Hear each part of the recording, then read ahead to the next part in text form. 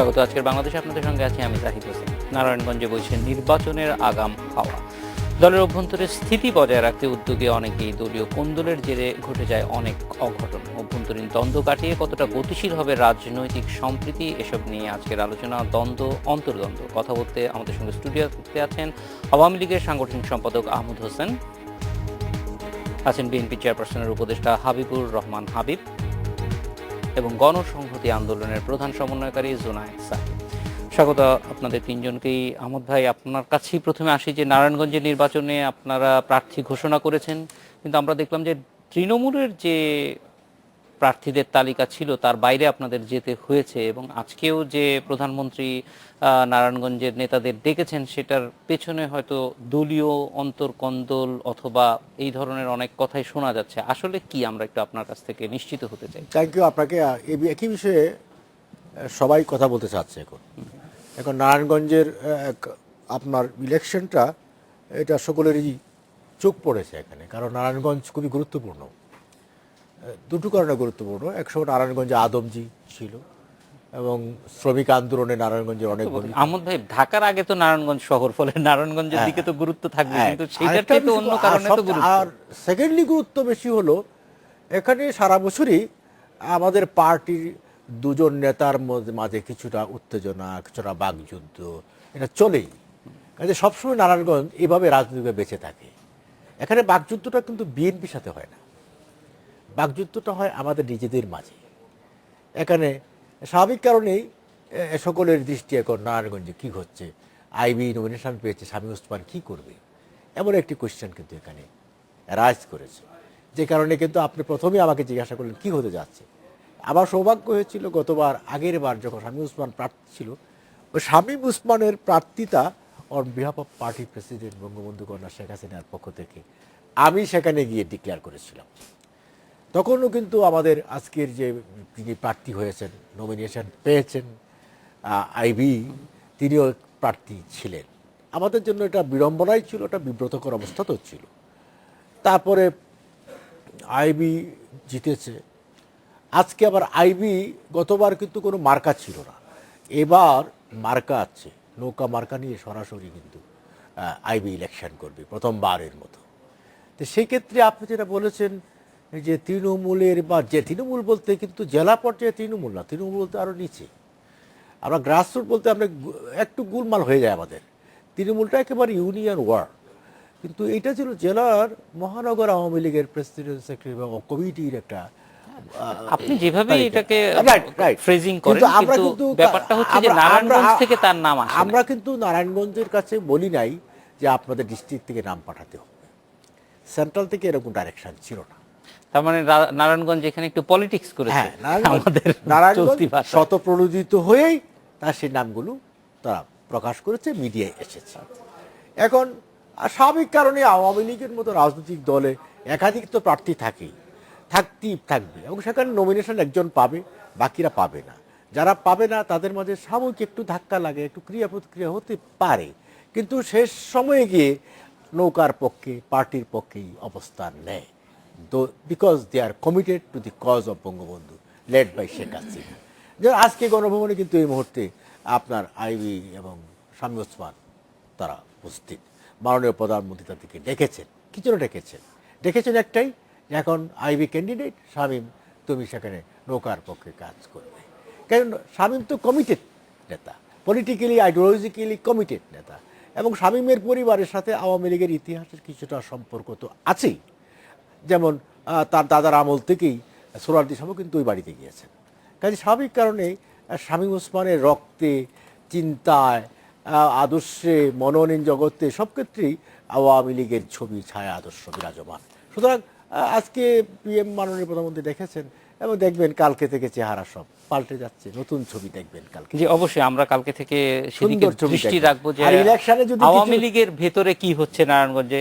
আহমদ ভাই, আপনার কাছে ফিরে আসবো, একটু হাবিবুর রহমান হাবিব ভাইয়ের কাছে যেতে চাই যে আপনারা আজকেই প্রার্থিতা ঘোষণা করেছেন নারায়ণগঞ্জ বিএনপি পক্ষে সাখাওয়াত হোসেনের প্রার্থীতা আমরা দেখেছি। তো নারায়ণগঞ্জের নির্বাচনটা নিয়ে যেটা হয় যে নেতাকর্মীদের মধ্যেও এক ধরনের একটু বলা যায় দোলাচল আছে, যে যেহেতু গতবার শেষ পর্যন্ত নির্বাচনে ছিলেন না এবং গত বেশ কয়েকটি নির্বাচনেও নানান কারণেই, যেটা আপনাদের বক্তব্য অনুযায়ী যে যথেষ্ট ভালো পরিবেশ নাই, সেজন্য শেষ পর্যন্ত থাকা যায়নি নির্বাচনে।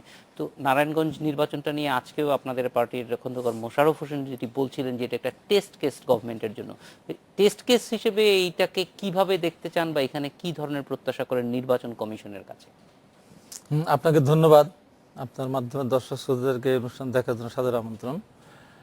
আপনি আমার কাছে যে প্রশ্নটি করেছেন সেটি হলো, তার উত্তর হলো এই যে গত বছর আমরা নির্বাচনের শেষ মুহূর্তে, মানে একদম নির্বাচনের আগের দিন, মানে আগের রাতও না, ওই দিন শুরু হয়েছে রাত 12টার পরে আর কি প্রত্যাহার করা হয়েছিল। তো এখানে গতবার যেহেতু আমি 12টা পর্যন্ত জানতাম যে নির্বাচন খন্দকার করবেন, তো আমি পার্টি অফিসে, আমি যেহেতু নারায়ণগঞ্জ আমিও দায়িত্বে ছিলাম, তো আমি পার্টিকে বলেছিলাম আমার মতামত, বিএনপির মহাসচিব সহ, মুশাররফ স্যার সহ বা আব্দুল্লাহ নোমান সহ ছিলাম যারা, আমি মানে পক্ষে যে আমাদের ইলেকশনে আমরা থাকা উচিত কি উচিত না। তা আমি বললাম যে দেখেন, এই মুহূর্তে বাংলাদেশের যে অবস্থা বিরাজমান, এই মুহূর্তে আওয়ামী লীগ একেবারে সিনেমার হিট নায়ক, একদম সুশিক্ষিত মার্জিত ধর্নাঢ্য ব্যক্তিকে নমিনেশন দিবে, আর বিএনপি একজন ল্যাংড়াকে নমিনেশন দিবে। ল্যাংড়া নমিনেশনটা না মেনে একজন অন্ধ বিদ্রোহ করবে, বিদ্রোহী প্রার্থী হবে। নারায়ণগঞ্জ আমি যা দেখেছি, এরকম পরিস্থিতি হলেও নির্বাচনের রেজাল্টের পর দেখা যাবে যে হয় বিদ্রোহী অন্ধ জিতেছে, না বিএনপি প্রার্থী ল্যাংড়া জিতেছে। আওয়ামী লীগের প্রার্থী জিতবে না। আমি নারায়ণগঞ্জের অবস্থা দেখেছি। এই মুহূর্তে নির্বাচন না করার কোনো কারণই নেই আমাদের। আমি আমার কথা বলেছিলাম, নির্বাচন হলে হয়তো তাই হতো। এবং পরবর্তী সময়ে ওই নির্বাচন বয়কট করা হলে সেনাবাহিনী না দেওয়ার কারণে ইভিএম পদ্ধতির এই জটিলতা সব কিছু মিলায়। এরপরে কুমিল্লা যখন নির্বাচন শুরু হলো, তখনও বিএনপি নির্বাচন, যেহেতু নারায়ণগঞ্জ বয়কট করছে, কুমিল্লা করবে না। তখন এখানে আমাদের বিএনপির এখন চেয়ারপারসন বলছে মনিরুল হক চৌধুরী, শিল্পী আসিফ আকবর, লাঙ্গলকোটের সাবেক আব্দুল গফুর ভূঁইয়া। আমার এখানে একটা ভূমিকা ছিল যে কোনো মূল্যে হোক নির্বাচন আমাদের করতে হবে। তার নারায়ণগঞ্জ নির্বাচনটাকে আমি কোনোভাবে প্রত্যাহার করাটাকে মেনে নিতে পারি নাই। আমি ওখানে অনেক কষ্ট করেছিলাম, 6-7 বিল্ডিং হেঁটে হেঁটে উঠেছিলাম, মানুষের মনোভাব জেনেছিলাম। তো তখন আমাদের মনিরুল হক সাক্ষ্যকে বলা হলো যে তুমি ইলেকশন করো, তোমাকে দল বহিষ্কার করবে, কিন্তু তুমি জিতবে, তখন আবার দেখা যাবে। সেটা গৌর ভূঁইয়ার বাসায় খাওয়া দাওয়া করে সাক্ষ্যর বউ সহ আমরা মনিরুল হক চৌধুরীকে, মনিরুল হক সাক্ষ্যকে দান করে দিলাম, এবং সে ব্যাপক ভোটে জয়লাভ করলো। কুমিল্লা। তারপরে ধরেন আর যে নির্বাচনগুলি হয়েছে 2013 সাল পর্যন্ত, সবগুলো নির্বাচনে ব্যাপক ভোটে বিএনপির প্রার্থী জয়লাভ করেছে, লক্ষাধিক ভোটের ব্যবধানে জয়লাভ করেছে। তো এইবারে যে অবস্থাটা, আমার তৈমুর আলম খন্দকার, ওই আপনি যে কথাটি বললেন, তৈমুর আলম খন্দকার গতবার আর্থিকভাবে অনেক ক্ষতিগ্রস্ত হয়েছে। সব কিছু মিলিয়ে বর্তমান দেশের এই পরিস্থিতি, আওয়ামী লীগের চারিত্রিক বৈশিষ্ট্য, সিটি কর্পোরেশন নির্বাচন, পৌরসভা নির্বাচন, ইউনিয়ন কাউন্সিল নির্বাচন, উপজেলা নির্বাচন, সব কিছু দেখার পরে আবার সে তার ভিতরে একটা আতঙ্ক বিরাজ কাজ করতেছে যে আমি গতবার একবার নির্বাচন শেষ হয়ে আসলাম, এবার তো নির্বাচন তো যে অবস্থা দেখলাম, নির্বাচন কেটে কুটাতে নিতে পারে, এই আশঙ্কা থেকে সে একবার যেহেতু অনেক বড় ক্ষতিগ্রস্ত হয়েছে, সেই কারণে এবার সে নির্বাচন করতে চায় না। যে কারণে আমাদের সম্মিলিতভাবেই আমাদের অ্যাডভোকেট সাখাওয়াত হোসেনকে নমিনেশন দেওয়া হয়েছে, এবং সাখাওয়াত হোসেন অত্যন্ত জনপ্রিয়। নারায়ণগঞ্জ বারে দুইবার সেক্রেটারি ছিলেন, দুইবার প্রেসিডেন্ট ছিলেন, এবং নারায়ণগঞ্জের সবচেয়ে চাঞ্চল্যকর এবং ইতিহাসের সবচেয়ে অন্যতম জঘন্য ঘটনা নারায়ণগঞ্জের 7 মার্ডার, সেই 7 মার্ডার কেসের উনি একজন আইনজীবী। তো এবং জনগণের কাছে তার গ্রহণযোগ্যতা, সাহস নিয়ে সে সামনের দিকে এগিয়ে গেছে। এমন একজন প্রার্থীকে বিএনপির তৃণমূল পর্যায় থেকে নেতৃবৃন্দের সাথে আলাপ আলোচনা করে, কেউ পক্ষে কেউ বিপক্ষে, সব কিছু মিলে একমত হয়ে তাকে মনোনয়ন দেওয়া হয়েছে। এবং আজকে যখন ঘোষণা করা হয়, তখন আমি ওই সাংবাদিক সম্মেলনে উপস্থিত ছিলাম। আর আমি একটু প্রাসঙ্গিকভাবে একটু বলতে চাই আওয়ামী লীগের কথা। আহমেদ হোসেন যতই শাক দিয়ে মাছ ঢেকতে চাক না কেন, তৃণমূলে, ইউনিয়নের তৃণমূল ওয়ার্ড তৃণমূল, পৌরসভার ওয়ার্ড তৃণমূল, সিটি কর্পোরেশনের ওয়ার্ড তৃণমূল, তারা সম্মিলিতভাবে তারা সিদ্ধান্ত নিয়ে, সমস্ত ওয়ার্ড সিদ্ধান্ত নিয়ে তারা 3 জন প্রার্থীর নাম দিয়েছিল। 3 জনের ভিতরে আইভির নাম ছিল না। এবং দেখেন, গত বছর শামীম ওসমানকে নমিনেশন দিয়েছিল দল, আইভি বিদ্রোহ করেছিল, শামীম ওসমানকে মানে নাই। আমি তো নির্বাচন যখন গিয়েছিলাম, আমি তো সব পরিবেশে আমি ওখানে দেখেছিলাম। তো শামীম ওসমানকে এখন ধরেন জোর করে যদি আপনার এই যে কুইনেন গিলাতে চান, হয়তো সে গিলতে চাবে, কিন্তু শামীম ওসমানের যে ব্যাপক যে বাহিনী আছে, তারা আন্তরিকভাবে কতখানি তারা কাজ করবে। কিন্তু সেটা তো আপনাদের ফেভারেই চলে যাবে আমাদের তাহলে। না, আমি বাস্তব কথা, আমাদের সঙ্গে যে কথাটা বলতেছে যে হ্যাঁ তো গত বছর তো প্রাইম মিনিস্টার ছিলেন, তো প্রাইম মিনিস্টার আইভি-কে ভরাতে পারে নাই, আর আইভির পরিবারকে ছোট করে দেখার কোনো কারণ নাই। চুনকাম মেয়ে একসময় আওয়ামী লীগের দুঃসময় নারায়ণগঞ্জ পৌরসভা চেয়ারম্যান ছিলেন, তার মেয়ে আইভি এর আগেও যখন বিএনপি ক্ষমতা তখন সে মেয়র হয়েছিল, এবার বিদ্রোহ করে সে মেয়র হয়েছে। তো তার পলিটিক্যাল কমিটমেন্টকে ছোট করে দেখার কোনো ব্যাপার নেই। হ্যাঁ, শামীম ওসমানের ব্যাপারে সে আমার কমিটির আম্মতের ভাইস প্রেসিডেন্ট ছিলেন, শামীম ওসমান আমার কমিটির ভাইস প্রেসিডেন্ট ছিলেন। শামীম ওসমানের পলিটিক্সের ক্ষেত্রে তার কমিটমেন্টের কোনো অভাব নাই, হয়তো অন্য অন্য কিছু কিছু দোষ ত্রুটি থাকতেই পারে, পলিটিক্সের প্রতি বা আওয়ামী লীগের প্রতি তার কমিটমেন্ট আছে, তার ফ্যামিলির কমিটমেন্ট আছে, এটা ঠিক। কিন্তু কথা হলো যে এটা সরাসরিতে তার একটা পরাজয়। সে এখনকার এমপি এবং ওখানে সরাসরি ওই ইউনিটের প্রেসিডেন্ট, সেক্রেটারি এবং ওয়ার্ড পর্যায় থেকে সবাই সর্বসম্মতিক্রমে 3 জনের নাম পাঠিয়েছে। 3 জনের মধ্যে যে কোনো একজন হলে তাদের পক্ষে মেনে নেওয়া সম্ভব ছিল। যেহেতু 3 জনের বাইরে এখান থেকে নমিনেশনটা চাপিয়ে দেওয়া হয়েছে, আওয়ামী লীগ যে এই যে গণতান্ত্রিক যে পদ্ধতির কথা আমরা তো কেন ভয় পাই, বেগম খালেদা জিয়া যে এই যে 13 দফা দিলেন, কেন দিলেন? আওয়ামী লীগ নিজের কাছে তো নিজে বিশ্বস্ত না, নিজের কমিটমেন্টের কাছে নিজের কমিটমেন্ট তো ঠিক রাখতে পারে নাই। তার কারণ সে বলছে তৃণমূলকে আমি অগ্রাধিকার দেবো। সেই তৃণমূল যখন সিদ্ধান্ত দেবে, সেই সিদ্ধান্তটা আওয়ামী লীগ নাই, সেখান থেকে চাপিয়ে দেওয়া হলো। কাকে দিল? গতবার যে বিদ্রোহ করেছে, গতবার যে আওয়ামী লীগের সিদ্ধান্তকে মানে না, বিধ্বংসে দেখালো, তাকেই দিল। তো এখন এই সব মিলিয়ে আগামী দিনে নারায়ণগঞ্জের নির্বাচন হবে, আমি আশা করব এই নির্বাচনটা যেন সুষ্ঠু হয়। কিন্তু অবশ্যই আমরাও আশা করি সুষ্ঠু নির্বাচন হলে পরে আমাদের জন্যই ভালো। জুনায়েদ সাকি, আপনি সর্বশেষ ঢাকা নির্বাচনে অংশ নিয়েছেন এবং এখন আপনাদের পরিকল্পনা কি নারায়ণগঞ্জে আপনাদের কোনো প্রার্থী থাকবে কিনা? ধন্যবাদ আপনাকে। আসলে আমাদের দলের ক্ষেত্রে যদি আমি বলি, তো আমরা নারায়ণগঞ্জে একটা সক্রিয় দল এবং নারায়ণগঞ্জের জনমানুষের যা কিছু আন্দোলন আছে, সেটা শিক্ষার্থীদের থেকে শুরু করে শ্রমিকদের আন্দোলন, পেশাজীবীদের আন্দোলন, ওখানে জাতীয় সম্পদ রক্ষার আন্দোলন, ওখানে মানুষের যে সমস্ত দাবি দেওয়া, বাস ভাড়া বৃদ্ধি থেকে শুরু করে অন্যান্য সমস্ত দখল, সন্ত্রাস, এই সব কিছুর বিরুদ্ধে আমাদের আন্দোলনের সক্রিয় একটা ভূমিকা আছে। কিন্তু আমাদের নেতৃত্ব এখনো অত্যন্ত তরুণ এবং তারুণ্য নিয়েই তারা কাজ করছেন। এই অবস্থায় দলগত দিক থেকে আমরা এখনো মেয়র প্রার্থী যেটা, সেটা এখনো পর্যন্ত আমাদের সেই প্রার্থী তৈরি হননি। আমরা মনে করিনি যে এখনই মেয়র প্রার্থী দেওয়ার মতো অবস্থা আমাদের তৈরি হয়েছে, কিন্তু তারা কাজ করছেন এবং কাউন্সিলর নির্বাচনে আমাদের প্রার্থীরা আছেন এবং সেখানে তারা অংশ নেওয়ার চেষ্টা করছেন। এটা গেলে একটা দিক। আমি সংক্ষেপে একটা মন্তব্য শুধু করি আওয়ামী লীগ এবং বিএনপির দিক থেকে। আওয়ামী লীগের প্রার্থিতা তারা ঘোষণা করেছেন এবং তারা সেলিনা হায়াত আইভিকে প্রার্থী হিসেবে মনোনয়ন দিয়েছেন। তিনি গতবার বিদ্রোহী ছিলেন এবং আওয়ামী লীগ গতবার যাকে প্রার্থী হিসেবে মনোনয়ন দিয়েছিল সেই মানে বিশেষ ব্যক্তি অর্থাৎ শামীম ওসমান এবং তার পরিবারের অন্যান্য সদস্য যারা ওখানে রাজনৈতিকভাবে সক্রিয়, তাদের বিরুদ্ধে কিন্তু নারায়ণগঞ্জে অনেকগুলো অভিযোগ আছে। বিশেষভাবে অনেকগুলো হত্যাকাণ্ডের অভিযোগ আছে, ত্বকী হত্যা সহ বেশ কয়েকজন হত্যাকাণ্ডের অভিযোগ এবং শীতলক্ষার পারে এই হত্যাকাণ্ডগুলো যেভাবে লাশ ভেসে উঠেছে, এটা কিন্তু বারে বারেই কিন্তু ওই পরিবারের সংযুক্তিটা সামনে আসে। সেই জায়গা থেকেই কিন্তু নারায়ণগঞ্জের মানুষের একটা বিশেষ বাস্তবতা তৈরি হয়েছে যে আওয়ামী লীগের মানে ক্যাম্পের মধ্যেই যখন একটা পরিবারের বিরুদ্ধে এই ধরনের হত্যাকাণ্ড, সন্ত্রাস, দখলের অভিযোগ আছে, সেখানে সেলিনা হায়াত আইভি বরং তুলনামূলকভাবে অন্যান্য সমস্ত মানুষের দাবি দাওয়াগুলোকে সামনে নিয়ে কাজ করার চেষ্টা করেছেন। সে কারণে কিন্তু গতবার তিনি ব্যাপক ভোটে জয়লাভ করেছিলেন এবং এই আওয়ামী লীগের মনোনয়ন সত্ত্বেও এবং সরকারি দল তাদের মনোনয়ন সত্ত্বেও কিন্তু তিনি জয়লাভ করেছিলেন।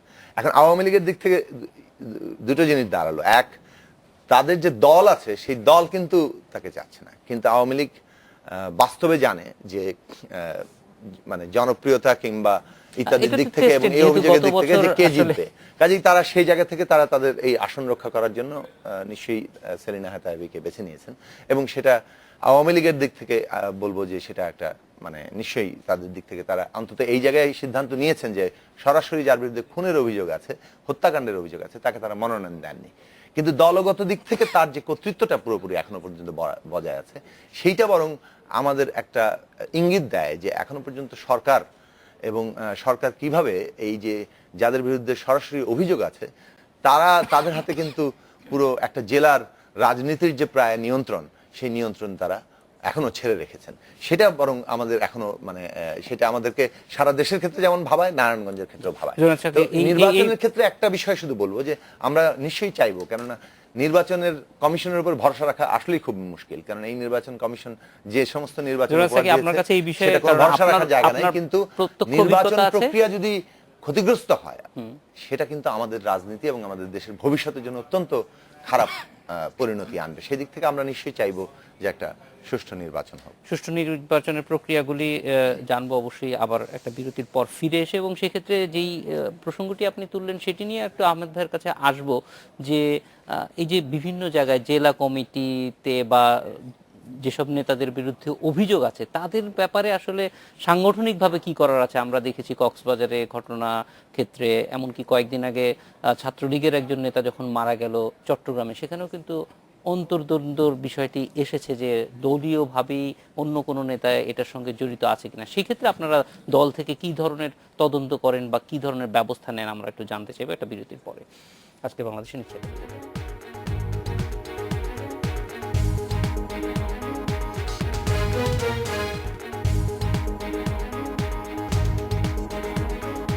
বিরতির পর ফিরে এলাম আজকের বাংলাদেশে। আহমদ ভাই, যেটা জুনায়েদ সাকিও বলছিল যে অনেক সময় নেতাকর্মীদের বিরুদ্ধে অভিযোগ ওঠে, রাজনীতি করলে অভিযোগ ওঠে, এটা আবার উত্তর আপনারা দেন খুব সুন্দর করে, কিন্তু আসলে এই ক্ষেত্রে আপনারা দলীয়ভাবে কোনো কিছু কি চিন্তা করেন যে একটা অভিযোগ যখন আসে তখন এটা দলীয়ভাবে দেখা দরকার? পুলিশ তো আলাদাভাবে দেখবেই। আমাদের দলের অভ্যন্তরে নিঃসন্দেহে আমরা সব কিছুই তো আলোচনা করি। অভিযোগ একটা হলো অভিযোগ উত্থাপিত হলো, আর একটা হলো অভিযোগ প্রমাণিত হলো। উত্থাপিত আর প্রমাণিত হওয়ার মধ্যে তো অর্থের মৌলিক পার্থক্য আছে। একটা মৌখিক অভিযোগ আনন্দ, মুখ দিয়ে বলে দিলাম আপনার বিরুদ্ধে একটা অভিযোগ, এর অর্থ এ নয় যে আপনি অ্যাকিউজড। বাট প্রমাণাদির মধ্য দিয়ে যদি প্রমাণিত হয় তাহলে আপনি অভিযুক্ত হয়ে গেলেন। অভিযুক্ত হওয়ার পরে পার্টি সার্জারি ডিসিশন নেয়। এবং ইতিমধ্যে আপনি লক্ষ্য করেছেন যে ঢাকা মহানগর দক্ষিণের জেনারেল সেক্রেটারি, এটা প্রিন্টিং মিডিয়াতে ছবি আসছে একেবারে, সাথে সাথে কিন্তু তাকে এক্সপেল করে দেওয়া হয়েছে। এবং আজকের পত্রিকায়ও এসেছে, এটা আমরা পার্টির অভ্যন্তরে আলোচনা করেছি। আমাদের জন চট্টগ্রাম দক্ষিণের যে সভাপতি জনাব মুসলিম উদ্দিন, তাকে কয়েকজন ছাত্রলীগের কর্মী লাঞ্ছিত করেছে, অ্যাসল্ট করেছে।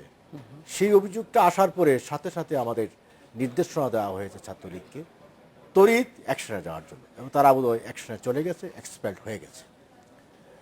এবং আপনি আরেকটা উল্লেখ করলেন চট্টগ্রামে আরেকজন ছাত্রলীগ, ওই বিষয়েও আমরা খতিয়ে দেখছি যারা যারা জড়িত তাদের বিরুদ্ধে আমরা সাংগঠনিকভাবে অ্যাকশনে যাব। এবং আপনি এই ক্ষেত্রে বলতে পারেন যে পার্টির general secretary, newly elected general secretary জনাব বাহাদুর কাদের এবার সাধারণ সম্পাদক নির্বাচিত হওয়ার পরই তার বক্তব্যের উল্লেখযোগ্য দিক ছিল পার্টির পার্টির শৃঙ্খলাকে ফিরিয়ে আনতে হবে, এবং চেইন অফ কমান্ড ফিরিয়ে আনতে হবে, এবং পার্টির সিদ্ধান্ত যে ভায়োলেট করবে তার বিরুদ্ধেও ব্যবস্থা গ্রহণ করা হবে। আরেকটি বিষয় এখানে আমি লক্ষ্য করেছি, হাবিব ভাই এবং জুনায়েদ সাকি দুজনার দুটো দল, দুটো পদ, কিন্তু এজ এ হোল গিয়ে সামারাইজে যে বক্তব্যটা এসেছে সেই বক্তব্যটা কিন্তু হাবিব ভাইও কিন্তু আইবির একজন ভালো প্রার্থী, এ কথাটা কিন্তু ওইভাবে না বললেও মনোভঙ্গিতে ফুটে উঠেছে। আর জুনায়েদ সাকি তো আরও সুন্দর ভাষা শব্দ প্রয়োগের মধ্য দিয়ে সে বুঝিয়ে দিয়েছে যে আওয়ামী লীগের প্রার্থিতার যে ঘোষণা বা ডিসিশনটা কারেক্ট। ওইভাবে না বললেও বোঝা যায় তার মনোভঙ্গি যে এখানে আপনার সেলিনা হায়াৎ আইবি ভালো প্রার্থী, যোগ্য। কিন্তু সেক্ষেত্রে দুইটা চ্যালেঞ্জ আছে এখন আপনাদের সামনে। একটা হচ্ছে আইবিকে যাতে জিতিয়ে আনা যায়, সেটা একটা চ্যালেঞ্জ, এবং সেক্ষেত্রে যেটা বিভিন্ন সময় বলা হচ্ছে যে আইবির জিততে হলে পরে শামীম ওসমান বা তাদের যেই বলয় আছে তারা কিভাবে আওয়ামী লীগকে সাপোর্ট করবে, বা যদি এটা বিরুদ্ধে চলে যায়, আইভির বিরুদ্ধে চলে যায়, তাহলে কি অবস্থা হবে, সেই জিনিসগুলি দেখার জন্য, মনিটরিং এর জন্য আমরা এটা তো আপনারা অবজারভেশন করছেন, এবং এগুলো তো আমাদের নজরেও আছে বলেই তো আমরা, যেমন গত পরশু আমরা বসেছিলাম, জেনারেল সেক্রেটারি, আমাদের সকল জেনারেল সেক্রেটারি, অর্গানাইজ সেক্রেটারি সহ আমরা আমাদের ডাকলেন, ডাকার পরে এই সিদ্ধান্তটা হলো। এবং আজকে যে মাননীয় প্রধানমন্ত্রী দুজনকে রেখেছেন, এটাও কিন্তু একই উদ্দেশ্যে, যে এখন প্রার্থিতা ঘোষিত হয়েছে, আইবি আমাদের প্রার্থী, নৌকার মার্কার প্রার্থী, তুমি এমপি, পার্টির লিডার সকলকে নিয়ে নৌকার পক্ষে কাজ করার জন্য তিনি ডাইরেকশন দেবেন। এবং ওই ডাইরেকশন, ওই নির্দেশ শামীম ওসমান, এটা আমি বিশ্বাস করি, because he is so much committed, 100% committed, এবং শতভাগ সে মাঠে গিয়ে কাজ করবে, এটা আমরা বিশ্বাস করি। এর বাইরে সে যাবে না। সিদ্ধান্তের বাইরে লঙ্ঘন হতে পারে, পার্টির সিদ্ধান্ত লঙ্ঘন করে সে শৃঙ্খলা বিরোধী অভিযুক্ত হওয়ার মতো রাজনৈতিক ব্যক্তিত্ব শামীম ওসমান নয়। এবং আরেকটা কথা সাক্ষী যেটা বলেছে, যে এখানে ডমিনেশন, হ্যাঁ, শামীম ওসমানের ফ্যামিলি তো আজকে প্রথম ডমিনেশন না, তার দাদার আমল থেকেই নারায়ণগঞ্জের সমাজে, রাজনীতিতে একটা নিয়ামক শক্তি হিসেবে কাজ করে আসছে। এটা তাদের ঐতিহ্য, এই ধারাবাহিকতা। আজকে সে নানা অভিযোগ আসতে পারে, বা শামীম ওসমানের পরিবার তো আওয়ামী লীগের সাথে আষ্টে পৃষ্ঠে বাধা, এটা আজকে নয়, নতুন নয়। কারণ শামীম ওসমান ওই সোসাইটিতে, নারায়ণগঞ্জের পলিটিক্সে নিঃসন্দেহে একজন গুরুত্বপূর্ণ ব্যক্তি, সমাজের নিয়ন্ত্রণ, রাজনীতিকে লিড করে সে। কাজে আমাদের একটা, যেমন ক্রিকেট খেলার মধ্যে ব্যাটিং লাইন আছে, ক্রিকেট খেলার মধ্যে বোলিং লাইন আছে, আপনার ফিল্ডিং লাইন আছে, আমাদের পার্টি তো এক একজন এক এক টাইপের থাকে। শামীম ওসমানের যে সাংগঠনিক দক্ষতা বা শক্তি, আহমেদ ভাই, বাংলাদেশে যখন সাকিব আল হাসান বাংলাদেশের 1 নাম্বার বা বিশ্বের 1 নাম্বার অলরাউন্ডার, তখনও কিন্তু আমরা দেখেছি প্রায় 1 বছরের মতো তাকে জাতীয় দলের বাইরে রাখা হয়েছে শুধুমাত্র শৃঙ্খলার কারণে। তো সেই জিনিসগুলি কতটুকু হয় সেটা আমরা খুব বেশি মানে সামনে আসে না। ছাত্রলীগের কয়েকজনের কথা অবশ্য বললেন, আমরা এখনো জানি না বদির ব্যাপারে আপনারা কি সিদ্ধান্ত নিয়েছেন। তিনি অভিযোগ তো এখনো আসেনি শামীম ওসমানের বিরুদ্ধে, আসছে নানান ধরনের অভিযোগ কিন্তু সবসময় ওনার বিরুদ্ধে আসে। এখন পার্টি, এখন আপনি দেখবেন যে আইবি নৌকার পক্ষে সে কাজ করছে কি করছে না।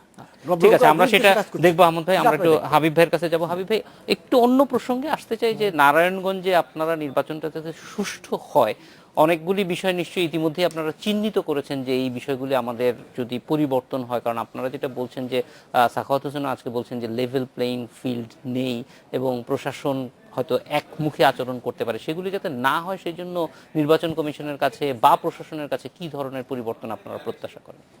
না, আমরা তো প্রশাসনের কাছে, নির্বাচন কমিশনের কাছে আমরা যত কথাই বলি না কেন, যত আবেদন নিবেদনই করি না কেন, আমরা তো বিএনপি, জুনিয়র সাক্ষী তো তার সাক্ষী। এই সিটি কর্পোরেশন নির্বাচনে তার উপর দিয়ে তো কম যায় না। তো আমরা যতই আবেদন করি, সরকার যদি না চায়, এই নির্বাচন কমিশন বারবার ফেল করেছে, 5% ভোটকে 40% করেছে, বিনা ভোটের নির্বাচিতদেরকে এমপি করেছে, উপজেলা নির্বাচন, পৌরসভা নির্বাচন, সমস্ত নির্বাচনে ব্যর্থতার পরিচয় দিয়েছে। এবং প্রতিবারই নির্বাচন হওয়ার পরে বলে যে গতবারের চেয়ে এবার একটু ভালো হয়েছে, গতবারের চেয়ে এবার লোক জীবনহানি কম হয়েছে, তার মানে তার আগের বার হয়েছে, বারবারই সে বলেছে আর কি। এবং খুব সুন্দর করে বলে, কথাগুলি বলে আর কি, একেবারে মানে কি বলবো, নির্দ্বিধায় বলে দেয়, মিথ্যা কথাটা নির্দ্বিধায় বলে দেয়। তো আমরা এই জন্যই বলেছি, দেশনেত্রী বেগম খালেদা জিয়া উনি ওনার প্রস্তাবনা দিয়েছেন নির্বাচন কমিশন সম্বন্ধে, এবং আমরা গতবারও চেয়েছিলাম যে নারায়ণগঞ্জে এখানে সেনাবাহিনী দেওয়া হোক। কেন? যে সেনাবাহিনীর প্রতি মানুষের এখনো বিশ্বাস আছে, আস্থা আছে। আমরা তো বলছি না যে সেনাবাহিনী বিএনপির পক্ষে গিয়ে কাজ করুক, বেগম খালেদা বলতেছে না সেনাবাহিনীকে বিএনপির পক্ষে কাজ করার জন্য পাঠাতে, তা তো না। সেনাবাহিনী থাকলে হয় কি, মানুষের ভিতরে আস্থা থাকে যে ভোটটা মারতে পারবে না, কেড়ে নিতে পারবে না, এবং যখন ভোট কাটাকাটি হয় এজেন্টদেরকে বের করে দেওয়া হয়। অন্যান্য যে সমস্ত ফোর্সগুলি আছে, অনেক ক্ষেত্রেই আমরা দেখেছি তারা ওই সমস্ত এলাকায় দীর্ঘদিন থাকতে বা বিভিন্নভাবে জড়াই গেছে, যেটা আমরা নির্বাচনগুলো দেখলাম। যে নির্বাচনগুলি কোনো নির্বাচনটা সুষ্ঠু করতে পারলো না, এই সমস্ত সেনাবাহিনী ছিল না। আমরা বারবার বলেছি, আমরা এবারও চাচ্ছি। এবং নারায়ণগঞ্জ একটা ঐতিহাসিক জায়গা, এবং এখানে নির্বাচনটা জনগণের স্বার্থ বা জনগণের ভোটাধিকার, এটা কেড়ে নেওয়ার চেয়ে অন্যায় আর কিছু নেই। আপনার কাছ থেকে আমি 10 লাখ টাকা ছিনতাই করে নিতে পারি, কেড়ে নিতে পারি, জোর করে নিতে পারি, আপনি পূরণ করতে পারেন যে কোনো একটা ভালো ব্যবসার মধ্যে দিয়ে। কিন্তু আপনার ভোটাধিকার যদি আমি একবার কেড়ে নিই, আপনার সারা জীবন কারণে পৃথিবী বিক্রি করে দিলেও আপনার অধিকার আমি ফিরে দিতে পারবো না। তো এই অধিকারটা বারবার আওয়ামী লীগ হরণ করতেছে, এবং এই দেশের মানুষকে 153টা আসনে ভোটারদেরকে ভোট সেন্টারে যাওয়ারই কোনো ব্যবস্থা রাখে নাই বিনা ভোটের নির্বাচনের কারণে। তারপরে যেটা হয়েছে, 5-7% যারা গিয়েছে আর বাদ বাকিগুলি, তারা মনে করছেন ভোট দিলেই বে কি না দিলে বে, 153টা হয়েই গেছে, সরকার তো করানো হয়ে গেছে দরকার থেকে। তো এই যে মানুষের ভোটার দিকে কেড়ে নিল, এমন এর ভেতরে অন্তত মিনিমাম 10 লক্ষ ভোটার আছে মিনিমাম, যারা প্রথম ভোট হয়েছিল জীবনে, হয়তো আরো 5 বছর পরে এর মধ্যে হয়তো কিছু মানুষ মারা যেতে পারে, তারা ভোটার হওয়ার সুযোগ পেলো পৃথিবীতে, কিন্তু ভোট দেওয়ার তারা সুযোগ পেল না। তা আমরা চাই নারায়ণগঞ্জে এখানে তো আওয়ামী লীগের একটা প্রার্থী এবার। আর যে কথাটি উনি বললেন যে আইবির ব্যাপারে আমি বলেছি, জুনিয়র সাকিব বলেছে, আমরা তো প্রমাণিত একজনের পক্ষে বলেছি, তাহলে আইবির রহমান আমি তো নিজেই বললাম, আইবির সেলিনা হায়াত। উনি বিএনপি যখন রাষ্ট্রীয় ক্ষমতা ছিল তখন তিনি একবার উপজেলাকে সিটি কর্পোরেশন তখন পৌরসভা ছিল, মেয়র হলেন তখন উনি নিশ্চয়ই ওনার সেই অবস্থান ছিল বলেই তো আমরা তো আর বিএনপিতে বলতে পারি না জোর করে নিয়ে গেছে উনি। এবং গত বছর যে এবং এত একটা জনপ্রিয় প্রার্থী তাকে গত বছর না বেড়ে হয়েছিল, যে কারণে সে বিদ্রোহ করেছে, আবার সে হয়েছে দলের বাইরে হওয়ার মধ্য দিয়ে সে প্রমাণ করেছে। এইবার চাই না, এর আগে আইবি হয়েছে তার জনপ্রিয়তা দিয়ে, তার কাজ দিয়ে, এইবার আইবিকে হতে হবে তার জনপ্রিয়তার কাজ দিয়ে। কিন্তু আওয়ামী লীগ সেই জায়গাটা এবার তো সর্বদলীয় সমর্থন। এইবার সেক্ষেত্রে আওয়ামী লীগের সামনে একটা বড় সুযোগ যে নির্বাচনের পরিবেশ ভালো রেখে এটা করা। আমরা একটা বিরতিতে যাবো, আপনার কাছে ফিরে আসবো। বিরতির পরে যে সুষ্ঠু নির্বাচনের জন্য যেই দাবিগুলি বিএনপির থেকে জানানো হচ্ছে, বিশেষ করে সেনাবাহিনী নিয়োগ, এগুলি কতটুকু মনে করেন যে প্রয়োজন? কারণ গণতান্ত্রিক প্রতিষ্ঠান হিসেবে যদি গড়ে তুলতে হয় তাহলে এটার দরকার আছে কিনা, আপনারা কি রকম মনে করেন? এটা বিরতির পরে ফিরে আসছি। আজকের বাংলাদেশে নিচ্ছে আরো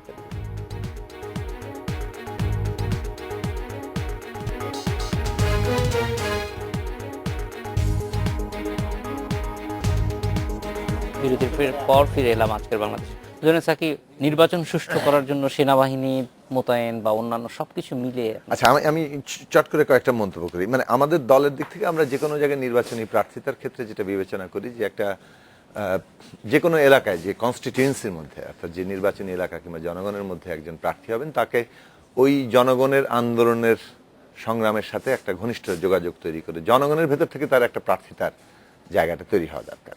তো সেটা আমাদের যে সমস্ত জায়গা হবে সেখানে কিন্তু আমরা নির্বাচন মোকাবেলা, আমরা একটা নতুন রাজনৈতিক দল তুলনামূলকভাবে, এবং সেই দিক থেকে আমাদের সব জায়গায় তরুণরা আসছেন এবং তাদের আন্দোলন সংগ্রামের মধ্য দিয়ে জনগণের মধ্যে একটা তার জনগণের প্রতিনিধি হয়ে ওঠার যে সময়টুকু দরকার সেটা আমাদের বিভিন্ন জায়গায় হবে। সেই দিক থেকে আমাদের নারায়ণগঞ্জের সংগঠন এখনো আমরা মনে করছি সংগ্রামের ভেতরে আছে এবং তারা নিশ্চয়ই তাদের নিজেদের প্রার্থী দেবেন।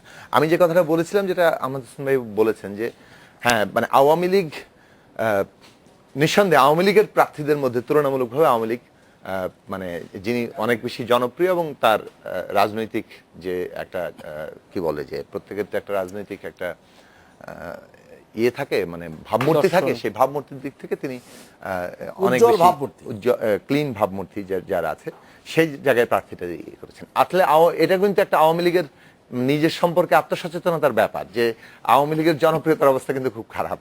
সেদিক থেকে তাকে তুলনামূলকভাবে যারা জনগণের কাছে অধিকতর গ্রহণযোগ্য একজন প্রার্থীকে কিন্তু বেছে নিতে হচ্ছে, যেখানে পুরো সংগঠনটা কিন্তু কর্তৃত্ব অন্য একজনের হাতে। আর যেটা আমি বলবো যে অভিযোগ প্রমাণিত হয়নি, মানে একটা নির্দিষ্ট ত্বকী হত্যার ব্যাপারটা এতটাই স্পষ্ট এবং এতটাই ইয়ের বিষয় যে সেখানে আমরা দেখলাম যে প্রমাণগুলো কিন্তু প্রায় হাজির আছে, কিন্তু আজ পর্যন্ত কোনো বিচার ব্যবস্থা, এখানে কিন্তু বিচারহীনতাটা একটা পরিষ্কারভাবে নারায়ণগঞ্জে একটা মানে খুবই স্পষ্ট ব্যাপার হিসেবে, মানে জাজল্যমান ব্যাপার হিসেবে এখানে সামনে আছে। এটা একটা বিষয়।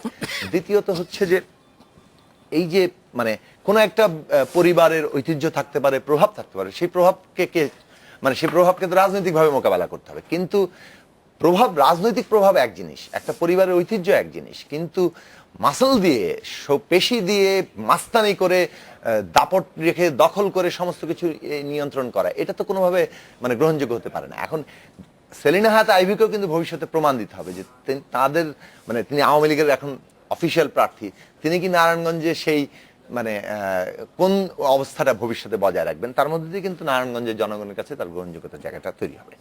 এখন যেটা জরুরি বিষয়, আমি যেটা নির্বাচনের ক্ষেত্রে আসি, যে নির্বাচনের একটা সুষ্ঠু করা দরকার। মানুষের যদি নিজে ভোট না দিতে পারেন সেটা তো তাহলে তো কোনো নির্বাচন হচ্ছে না, নির্বাচন নামক একটা নাটক হচ্ছে।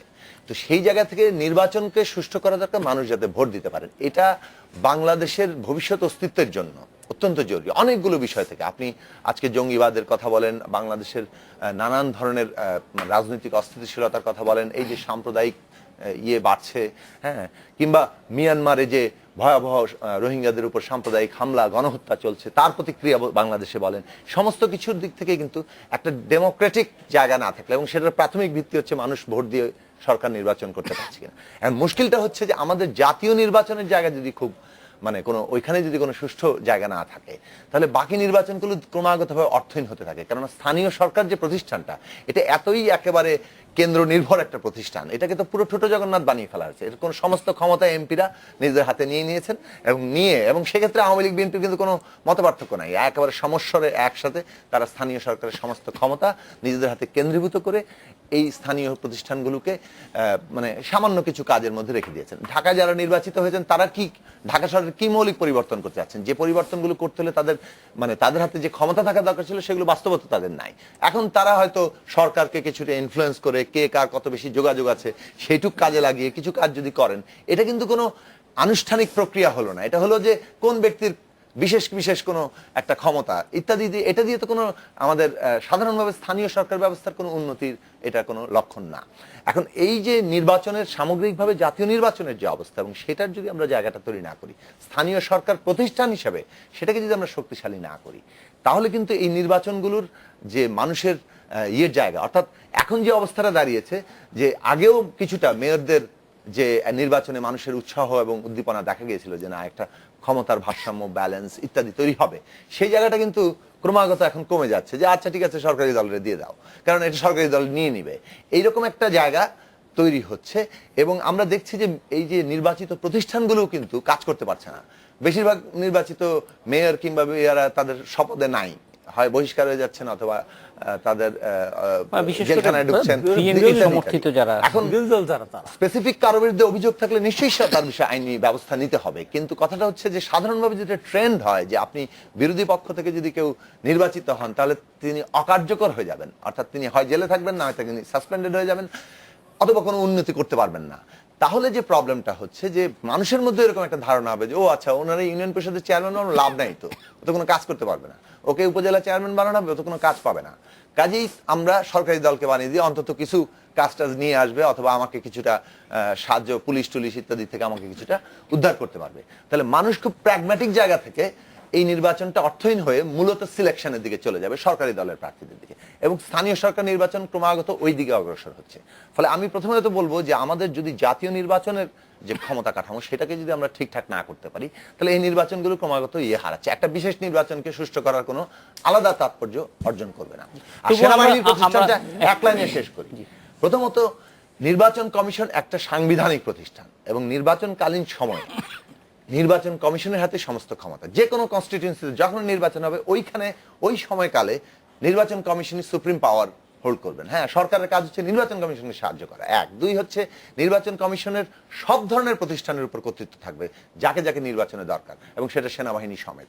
কাজেই সেনাবাহিনী নিয়োগ করলে যদি নির্বাচন সুষ্ঠু হয়, মানুষ ভোট দিতে পারে, তাহলে কেন সেখানে সেনাবাহিনী নিয়োগ হবে না? কাজেই প্রশ্নটা হচ্ছে যে নির্বাচন সুষ্ঠু করাটা কি কি পদ্ধতিতে যাবে। আমাদের সেনাবাহিনী নিয়োগ করার মতো কোনো পরিস্থিতি দেখছি না বলে নির্বাচন কমিশন ঘুমিয়ে থাকলেন, এবং আগের দিন রাত থেকে সমস্ত ব্যালট বাক্স ভর্তি হয়ে গেল, কিংবা পরের দিন মানুষ 10:30টার পর ভোট দিতে পারলেন না, কিংবা ভোট যেগুলো দিলেন সেগুলো গণনা হলো না। এই যদি একটা নির্বাচন সেনাবাহিনী মোতায়েনের পক্ষেই আছেন, আমরা একটা বিরতি আমি আবারও বলছি, সেনাবাহিনী মোতায়েনের পক্ষে আছে, এটা জেনারেলাইজেশন হলো। নির্বাচন কমিশনকে সুষ্ঠু করার জন্য তার সব ধরনের মিন্সকে ব্যবহার করতে হবে, এবং তার জন্য যদি প্রয়োজন হয় তাহলে সেনাবাহিনী রাষ্ট্রেরই একটা প্রতিষ্ঠান। আজকে বাংলাদেশের নিচে একটা দিকে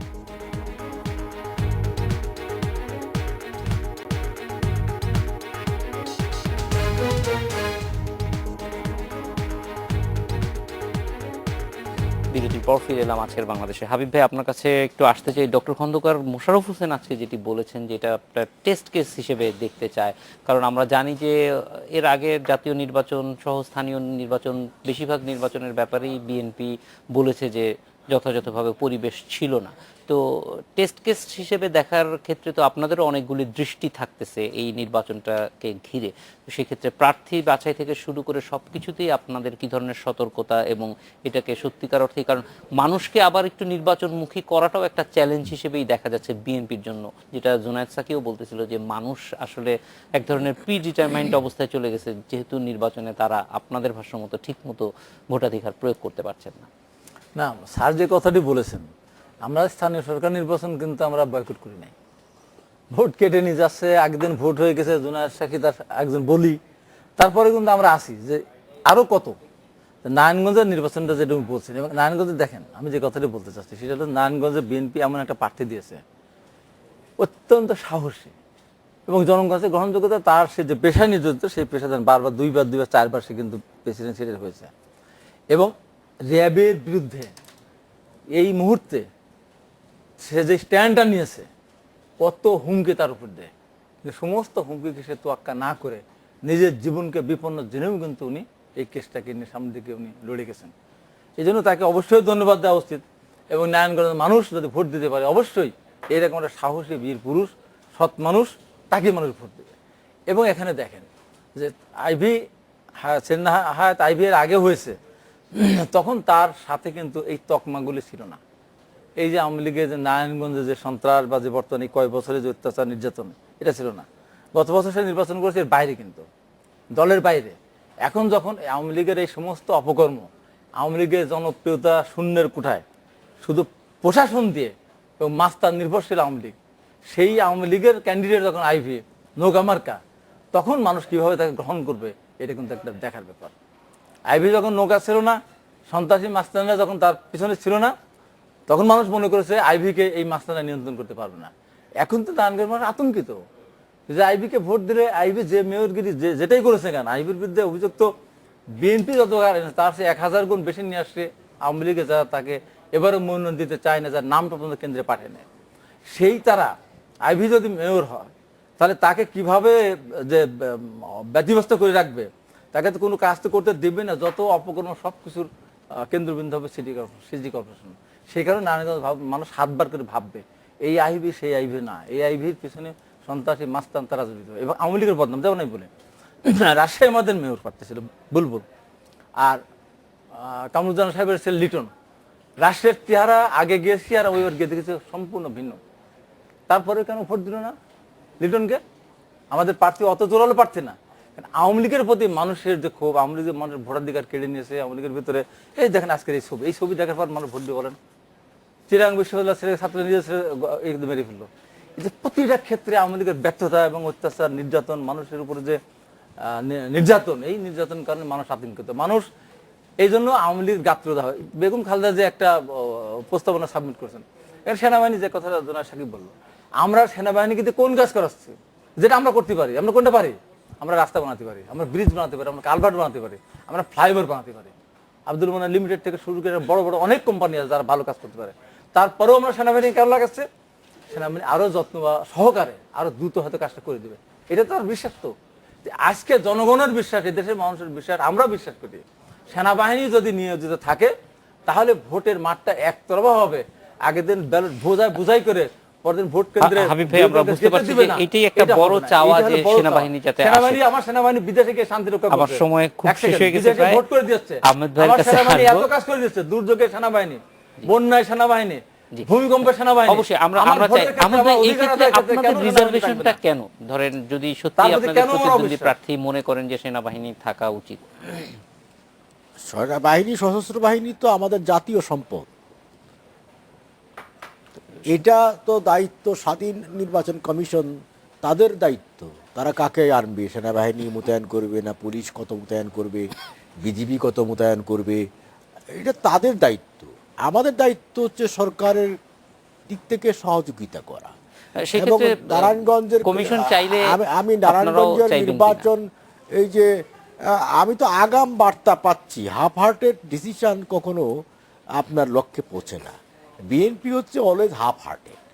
এই যে হাফ হার্টেড ডিসিশন কিন্তু ওখানে বেরিয়ে আসতেছে, যে 11টার সময় একটা সাংবাদিক সম্মেলন করে ফেলবে কিন্তু বিএনপি, যে আমরা ভোট দিতে পারলাম না, নির্বাচন বয়কট করলাম। তাহলে জনগণের কাছে এই মেসেজটা এস্টাবলিশড হয়ে গেছে যে বিএনপি নির্বাচন করে নাই। সুতরাং যে নাগরিক, তাহলে নিরাপত্তা রাখার দরকার যে ভোটার, আমরা মনে করি যে ভোটারটা আমার একটা যে ভোটার গল্প ছিল আমার সময় শেষ হয়ে গেছে, আমরা অফেয়ারে শুনে নেব আপনাদের গল্পটা। আপনাদের তিনজনকেই অনেক ধন্যবাদ। আজকের বাংলাদেশ দেখা হবে আগামীকাল একই সময়। শুভরাত্রি।